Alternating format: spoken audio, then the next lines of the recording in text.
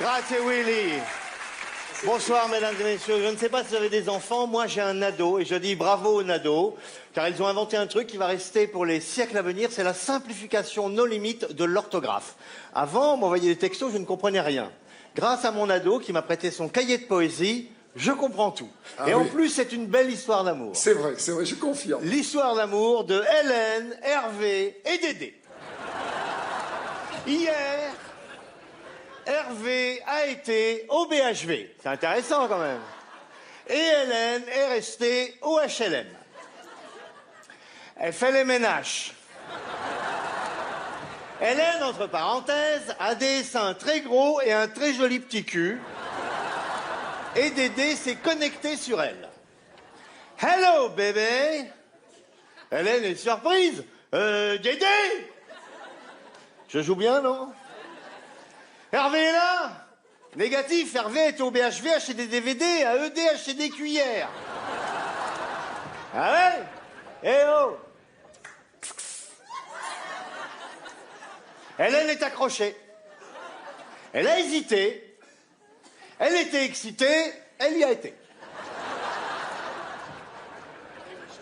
Elle a chahuté. Elle a ôté ses chaussettes. Ah, elle a chaud au cul, Hélène. Elle a obéi à Dédé. Elle s'est baissée.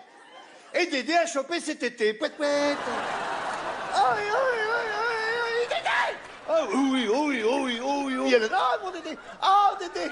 Ah, mon Dédé, mais vous êtes plusieurs. Ah, oui, mon Dédé. Ah, insulte-moi en allemand. Oui, mon Dédé. Ah, elle se lâche, hein. Non, Dédé. Ah, tu es beau, mon Dédé. Elle sait faire, hein. Ah, Dédé. Qu'est-ce que c'est que ça? C'est énorme.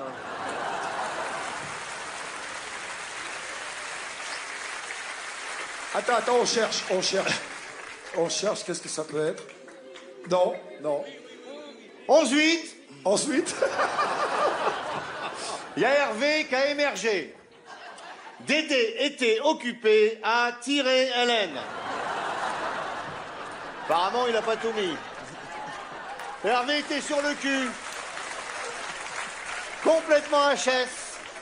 Il était vénère. Vénère grave.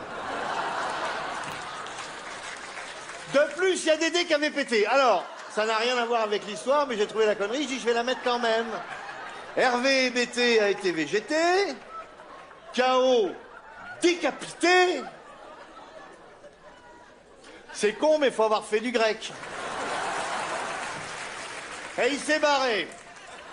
Hélène a eu assez, elle s'est rhabillée, Dédé il s'est cassé, et c'est Hervé qui a hérité des bébés.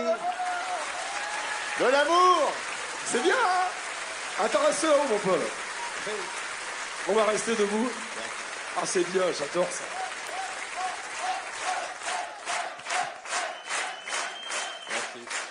Paul, à la répétition, oui. Il est tard maintenant, on peut. Oui. Remarque, attends, il n'y a pas un gros mot, il n'y a rien. Ah, sans déconner. Tu as fait une déclaration d'amour. Tu l'as entendu, la déclaration d'amour qu'il a fait à Élodie, à Pénélope. Oui. C'est un très beau poème avec des rimes riches. Oui, on peut dire ça.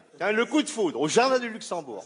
Je me baladais, Pénélope était là, j'étais là aussi, on était là tous les deux, comme les blés, elle blonde et moi fauché, et je me suis dit, ça mérite bien un poème.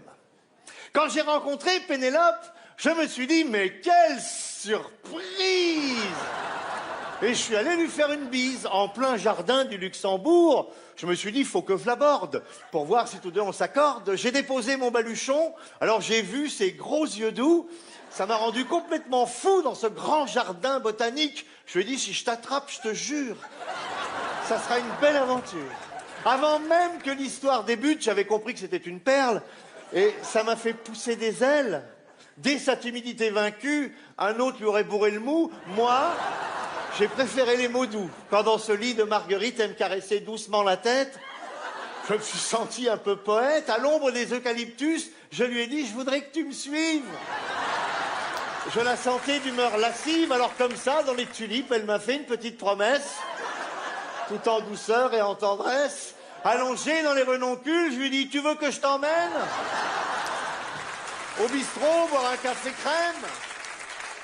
Si notre amour devait céder, je n'aurais plus qu'à me faire prêtre Je ne pourrais pas m'en remettre, car si un jour notre amour rouille, je m'en mordrai très fort les doigts.